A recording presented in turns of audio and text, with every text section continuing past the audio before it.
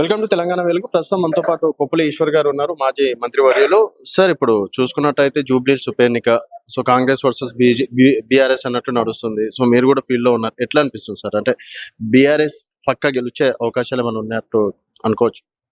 ఖచ్చితంగా బీఆర్ఎస్ విజయం సాధిస్తుంది. ఎందుకు అని అంటే ఈ 22 నెలల పాలన ఏదైతే ఉందో ప్రజలు ప్రత్యక్షంగా చూసినారు. దాదాపుగా ఇది అట్టర్ ఫ్లాప్ గవర్నమెంట్ కిందనే ప్రజలు లెక్క కడుతున్నారు. ఇచ్చినటువంటి 6 గ్యారంటీలలో ఒక్క గ్యారంటీ కూడా అమలు చేయడంలో ఈ ప్రభుత్వానికి చిత్తశుద్ధి కానీ చేయాలనేటువంటి పట్టింపు కానీ లేదు. ప్రజలను గాలికి వదిలేసి, అభివృద్ధిని గాలికి వదిలేసి ఒకే ఒక ఎజెండా పెట్టుకున్నారు. ఏంది అని అంటే కేసీఆర్ గారిని నిందించడం, అదేవిధంగా గత ప్రభుత్వం చేసినటువంటి వాటిపైన నిందలు వేయడం, తర్వాత వాటిని చెరిపేసేటువంటి ప్రయత్నం చేయడమే జరుగుతుంది తప్ప ఈ ప్రభుత్వం వచ్చిన తర్వాత దాదాపు 2 సంవత్సరాలు కావస్తున్నది. ఎక్కడ అభివృద్ధి లేదు, ఎక్కడ అభివృద్ధి అక్కడ కుంటుపడిపోయింది. హైదరాబాద్ నగరాన్ని ఆనాడు కేసీఆర్ గారు ముఖ్యమంత్రిగా ఉన్న కాలంలో కేటీఆర్ గారు పట్టణాభివృద్ధి శాఖ మంత్రిగా ఉండి హైదరాబాద్ నగరాన్ని ఒక అందమైన సుందరమైనటువంటి నగరంగా తీర్చిదిద్దినటువంటి సంగతి హైదరాబాద్ నగర వాసులకు తెలుసు. ఫ్లైఓవర్స్ కావచ్చు, రోడ్ వైనింగ్స్ కావచ్చు, డ్రైనేజ్ సిస్టమ్ కావచ్చు, వాటర్ సప్లై కావచ్చు, పార్కింగ్స్ కావచ్చు, ఇవన్నీ కూడా చాలా మంచి బ్రహ్మాండంగా అభివృద్ధి జరిగినటువంటి విషయం తెలుసు. అదేవిధంగా మంచి గ్రీనరీ కూడా, పార్క్స్ కానీ ఇవన్నీ కూడా డెవలప్మెంట్, మార్కెట్స్ ఇవన్నీ కూడా చేసినటువంటి ఈ విషయం అంతా కూడా హైదరాబాద్ ప్రజలకు తెలుసు. కాబట్టి ఈ ఉప ఎన్నిక ఏదైతే ఉందో తప్పకుండా ఈ ప్రభుత్వం యొక్క వైఫల్యాల పైననే జరుగుతున్నట్టుగా భావించవచ్చు. మరి ముఖ్యంగా జూబ్లీహిల్స్ ప్రాంతంలో ఉన్నటువంటి ముస్లిం మైనారిటీ సోదరులు కావచ్చు, మా ఎస్సీ సోదరులు కావచ్చు, ఇతర వర్గాలు కావచ్చు, ఖచ్చితంగా ఈ ప్రభుత్వం పైన పూర్తి స్థాయిలో వ్యతిరేక భావంతో ఉన్నారు. ఇలా మహిళలే ఉన్నారు అనుకోండి. మహిళలకు మాయ మాటలు చెప్పి వాళ్ళు ఆ రోజు ప్రకటించినటువంటి మహాలక్ష్మి పథకం ద్వారా ప్రతి నెల 2,500 రూపాయలు ఇస్తామన్నారు. పాపం ముసలి వాళ్ళకు 4,000 పెన్షన్ ఇస్తామన్నారు. కళ్యాణ లక్ష్మి ఆనాడు కేసీఆర్ గారు ప్రవేశపెట్టినటువంటి కళ్యాణ లక్ష్మి పథకానికి ఒక బాలకు బంగారం కల్పిస్తామన్నారు.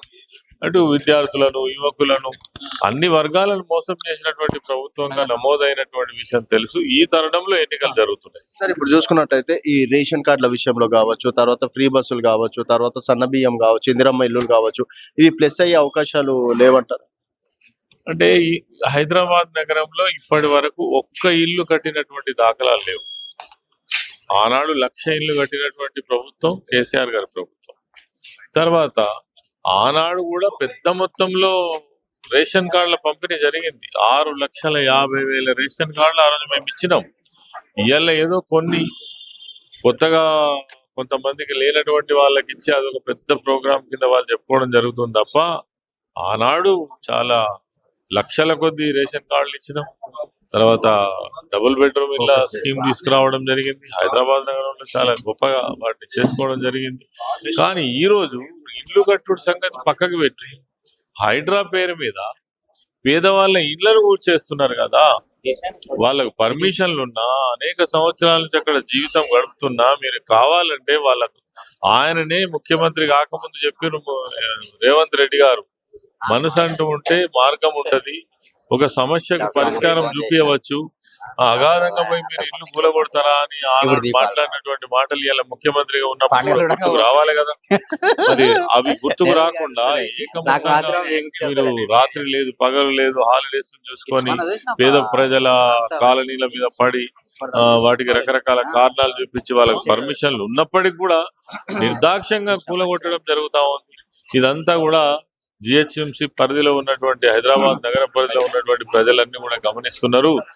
ఈ ప్రభుత్వం పేదవాళ్లకు సేవ అందించే ప్రభుత్వం కాదు, పేదవాళ్లను నాశనం చేసే ప్రభుత్వం అనేటువంటిది అలా శాపనార్థాలు పెడుతున్నటువంటి పరిస్థితి కనబడుతున్నది.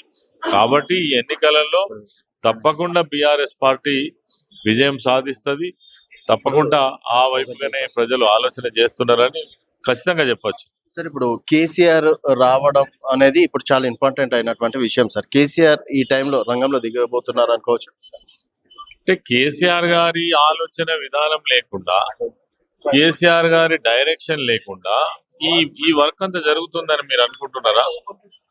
కేసీఆర్ గారు మా నాయకుడు, వారి ఆదేశాల మేరకే ఈ ఈ ఎన్నికల పనంతా కూడా జరుగుతుంది. ఎక్కడ ఏ మూలకి ఏం జరగాలో దానికి తగ్గట్టుగా మా వర్కింగ్ ప్రెసిడెంట్ కేటీఆర్ గారు, సీనియర్ నాయకులు, మాజీ మంత్రివర్యులు, అన్ని విషయాల మీద అవగాహన ఉన్న హరీష్ రావు గారు ఉన్నారు, రాష్ట్ర నాయకులు ఉన్నారు, చాలా మంది మాజీ మంత్రులు, మాజీ ఎమ్మెల్యేలు, వీళ్ళందరూ కూడా కేసీఆర్ గారి డైరెక్షన్ తోటే ఎప్పుడు రావాలనుకుంటే కేసీఆర్ గారు అప్పుడు వస్తారు.